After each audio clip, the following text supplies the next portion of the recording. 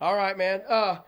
Here's the deal. I told my guys all day yesterday, all day today, it's about energy and enthusiasm.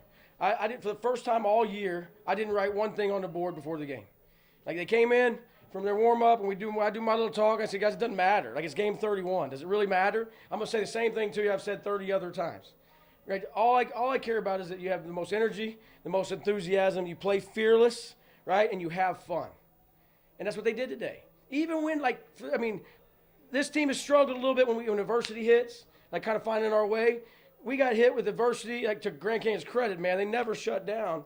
And we kept taking blows and blows and blows, and we bounced back. For the first time, like in my opinion, like for 40 minutes, we did not allow the adversity to affect us, right? And it didn't cost us anything. They're really good.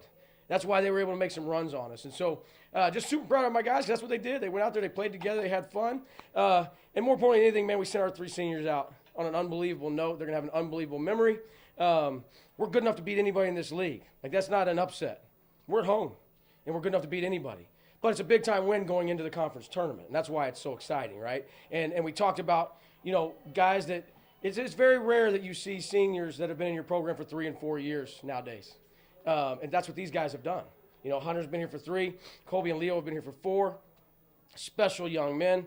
They're super close. Obviously, Colby's my son. Those are his 2 best friends. So they've kind of become my adopted children while they've been here in the States. And so really, really happy that we could send them out that way as well. DC went on that big run right before the end of the first half. What expected him at halftime to respond to that in the second half? Yeah, we obviously had some guys in foul trouble. So did they, though. And I thought their bench came in and got, did a little better job of executing than ours did. Ours guys went in there and played hard, but we didn't execute real well. And so I just told them, hey, it's next man up. Like in the second half, it's going to be the same way, which is exactly what has happened, right? And so I said, at some point, man, somebody's going to foul out. Whatever's going to happen, we're going to need you again, and I need you to be engaged and locked in. And I thought when they did come in the second half, when the bench came in later, in the second half, we were engaged. I think that's what I would attribute that to, is that their bench was more engaged than ours, in that first half when both benches had to play against one another. But in the second half, I thought ours was, and we had crazy lineups and matchups.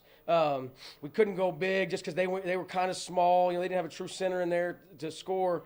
I mean, we had Trez guarding their center on a switch, and Hunter out there, getting deflections, and we just had crazy matchups. And I thought that was the difference in the 2 halves, if that makes sense. Don Trez had a big 7 points off your bench and some big defensive play there. What did you see from him? Dontrez was amazing today, except for that 3 he took.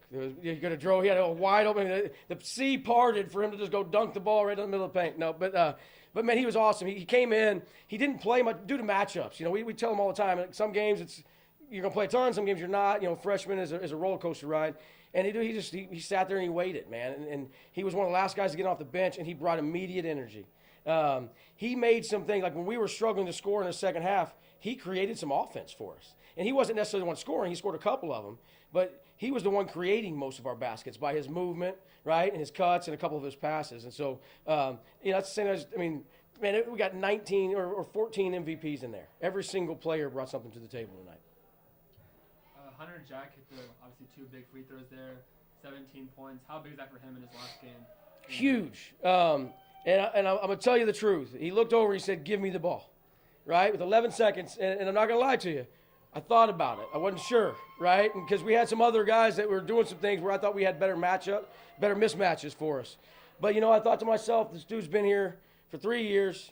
He's given it everything he's had. We got one opportunity. You know what I mean? Let's give him the ball.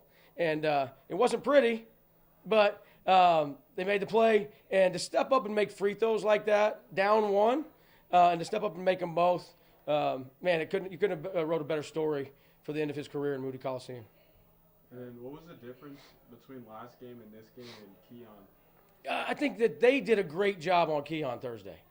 Keon was a focus for them. And so to Utah Valley's credit. And so I think that they were, I feel like Grand Canyon was more focused on Hunter early in the game.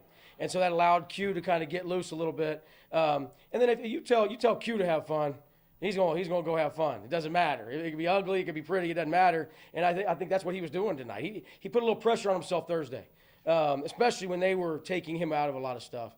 And today I think he just played loose. He played free. He got hurt twice. He's got a big old gash in his mouth. He's going to have to get probably sewed up. But, man, he played through it. And Maya's an MVP too. I said we have 14, we have 15. Maya got the bleeding to stop, got him back in the game. Our trainer, she was amazing tonight too with a couple of the bumps and bruises we had. How big is this win going into Vegas? Yeah, you always want to go into Vegas on a win, right? I think it just proves that we've been playing great, all the way through February.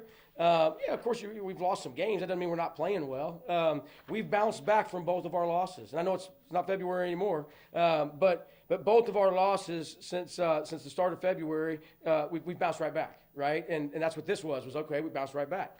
And we know we'll talk about it tomorrow a little bit in film, but there is no bounce back anymore, right? Like you've got to bring it from day one. But this win is huge for us. It doesn't really change, I don't think, who we're going to play. It's just maybe wearing a white jersey instead of a purple one, like I've been saying for the last couple of weeks. But we wanted to finish as high as we could.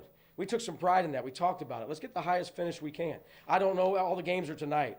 I think there's a scenario we could finish tied for third. We could finish fourth. I don't know. But, we wanted to finish as high as we could, put it in our hands, do what we could do. And so I think we did that. And whoever we match up with out in Vegas, man, we're going to give it our best shot. Everybody is good. We're all equal. We could be playing next Saturday, but whoever we play on Thursday is good enough to beat us too. So we've got to be locked in. It's one game at a time from this point on.